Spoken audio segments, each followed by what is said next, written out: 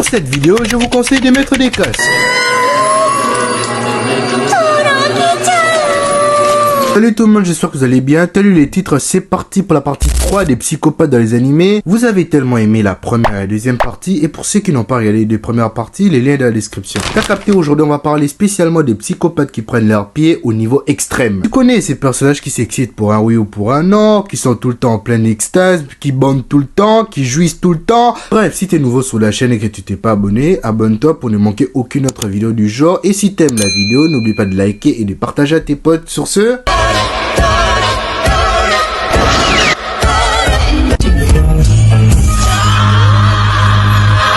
Commençons avec Midari Ikishima des Kagekuri. Déjà, pour être dans un anime comme Kagekuri, c'est sûr qu'il faut être dérangé. À part les Yukiteru qui est devenu un toutou, pour les Wikipédia les rapides de Kagekuri, l'histoire se déroule dans une prestigieuse académie fréquentée par des élèves fortunés qui ont adopté leur propre hiérarchie basée sur les aptitudes au jeu d'argent. En gros, dans cette école, si tu fais partie des meilleurs parieurs, en matière d'argent, pardon, qui se débrouille bien dans les jeux d'argent et que tu accumules de l'argent et tout, tu te retrouves bien. Mais si t'es nul et que tu accumules des dettes, tu deviens toutou. Jusqu'à ce que tu aies assez d'argent pour rembourser tes dettes. Au début, j'ai cru que c'était ces mecs notre héros principal, mais vu que j'ai vu la couverture et que c'est Yumeko Jabami, mais bon, on va pas parler d'elle aujourd'hui, mais de Ikishima, déjà avec une tête de porteur robot de la police d'un criminel du pénitencier psychopathe. Midari Ikishima trouve du plaisir dans des situations dangereuses. Déjà ça, lol, ok, vu que dans les animés, il y a des meufs qui...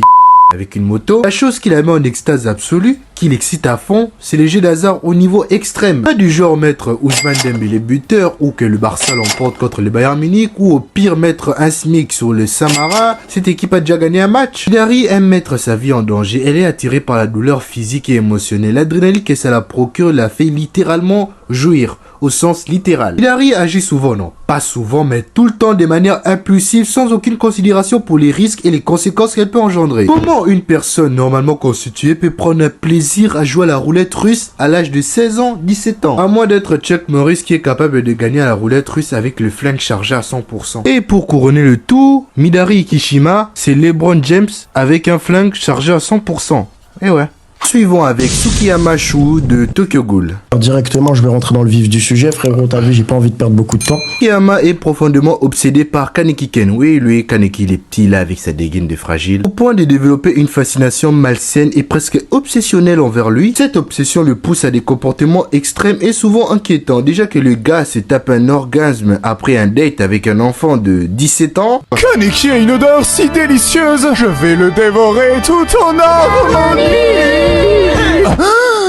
J'ai joué. Un trait commun chez les personnages psychopathes, ils montrent peu d'empathie envers d'autres personnages, les considérant souvent comme des objets à manipuler pour satisfaire ses propres désirs et besoins. Déjà à la tranche du gars, inutile de préciser pour quel besoin satisfaire. Il utilise souvent des tactiques de manipulation pour atteindre ses objectifs sans se soucier des conséquences pour autrui. Tsukiyama est connu pour ses réactions impulsives et parfois irrationnelles. Je l'imagine même pas dans Food Wars ou dans SNK, ces mecs-là. Agissant sans considération pour les conséquences à long terme de ses actions, inutile d'entrer dans les détails. Déjà que s'il est une ghoul et en plus il est français, c'est pas rassurant. Son obsession malsaine devrait l'emmener en prison, mais bon, dans les animés, c'est pas trop ça avec les keufs, il faut laisser les SWAT y aller. Tsukiyama considère Kaneki Ken comme un festin exquis et il est prêt à tout pour le consommer. Des fois du style à l'Orochimaru, en poussant Kaneki à se taper la meuf de ce mec, Kaneki Ken se la tape, il deviendra un homme et il aura meilleur goût. Tsukiyama, tu lui parles pas de sexe, ni d'âge, ni de consentement, bref. Merci d'avoir regardé la vidéo jusqu'au bout, et si t'as aimé, n'oublie pas de liker, de t'abonner, de partager à tes potes,